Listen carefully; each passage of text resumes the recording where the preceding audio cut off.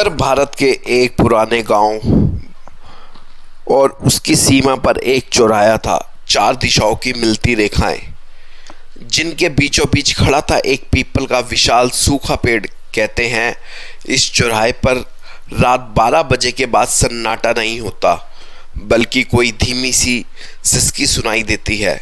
कभी चीख, कभी करार और कभी कोई ऐसा अजीब साया जो सीधे आंखों में झांकता है। गांव वाले उसे अंधा चौराहा कहते हैं, क्योंकि यहां पहुंचकर समझ नहीं आता कि किस दिशा में जाना चाहिए, और अक्सर जो गलत दिशा में चला जाता है वो लौटकर कभी नहीं आता। गांव में बूढ़ों की एक चेतावनी होती थी, बेटा सूर्यास्त के बाद उस चौराहे पर मत जाना, वहां वो है जो इंतजार में बैठी है।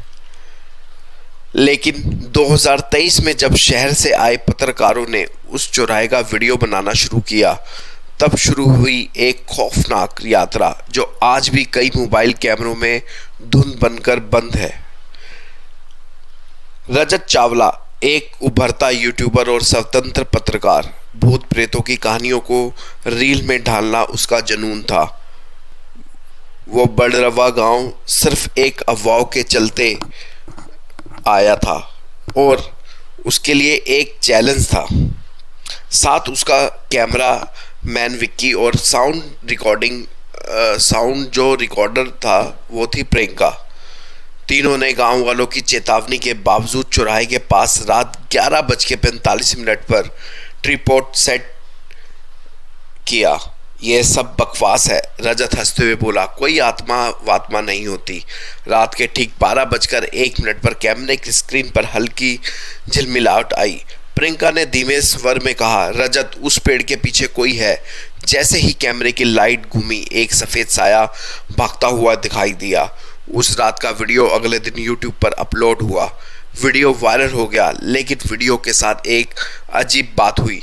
रजत की आंखें सुबह से सूजने लगी और शाम तक उसका पूरा चेहरा नीला पड़ गया। डॉक्टरों ने कहा किसी ने आंखों में बर्फ या तेजाब जैसा कुछ डाला हो सकता है। रजत बस एक ही बात बड़बड़ा रहा था, उसकी आंखें वो मुझे घूर रही थी। मैंने माफ़ी नहीं मांगी। रजत को आईसीयू में भर्ती किया गया, लेकिन 3 दिन बाद उसकी आंखें फट गई और वो अंधा हो गया, हमेशा के लिए।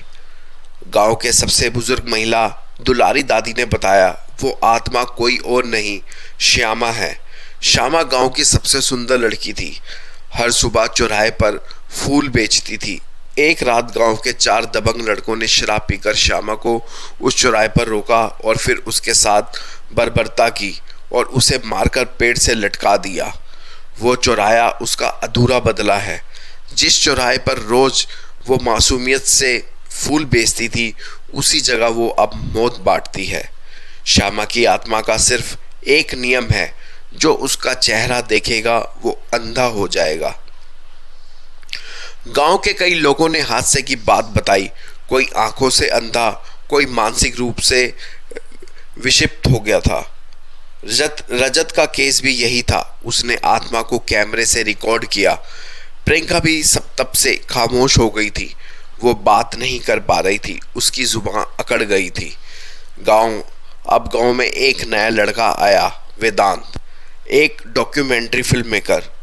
वो इस कहानी की तह तक जाना चाहता था। वेदांत ने कहा, मैं वो कैमरा ढूंढूंगा जिससे रजत ने आखिरी बार रिकॉर्ड किया था। पुराने कैमरे में जो फुटेज मिला उसने सबको कंपकपा दिया। वीडियो में एक सफ़ेद झिलमिलाती महिला पीपल के पेड़ के नीचे खड़ी थी, लेकिन जैसे ही कैमरा जूम हुआ, उसकी आंखों से खून बहने लगा और एक भयानक चीख कैमरे के माइक में कैद हो गई। फुटेज का आखिरी फ्रेम था श्यामा के चेहरे का एक धुंधला क्लोजअप और कैमरे की स्क्रीन पर लिखा था डिलीटेड। वेदांत ने तय किया श्यामा की आत्मा को शांति दिलानी होगी। गांव के पंडित ने बताया कि अगर चौराहे पर ठीक रात 12 बजे चारों दिशाओं से 4 दीप जलाकर श्यामा की आत्मा को माफ़ी मांगी जाए तो शायद आत्मा मुक्त हो सकती है। रात 11:59 वेदांत चौराहे पर अकेला था। 4 दियों को उसने जलाया। हर दिशा में सिर झुकाया और कहा, श्यामा, अगर तुझसे कोई पाप हुआ है तो माफ कर दे, और अगर तेरे साथ पाप हुआ है तो न्याय दिलाऊंगा। ठीक 12 बजे हवा चलनी बंद हो गई, दीपक बुझ गए और श्यामा की आत्मा एक बार फिर प्रकट हुई, लेकिन इस बार उसने कुछ कहा, अगर तुझमें सच्चाई है तो मेरी अस्थियां ढूंढ और मेरा अंतिम संस्कार कर। वेदांत ने अगले दिन एक खुदाई की और अंत में चौराहे से 10 फीट दूर एक कुएं में श्यामा की अस्थियां मिली, जंजीरों में जकड़ी हुई। वो कोई सामान्य हत्या नहीं थी, बलिदान था। गांव के ही कुछ लोग काले जादू से अमरता पाना चाहते थे और उन्होंने श्यामा का इस्तेमाल बलि के रूप में किया।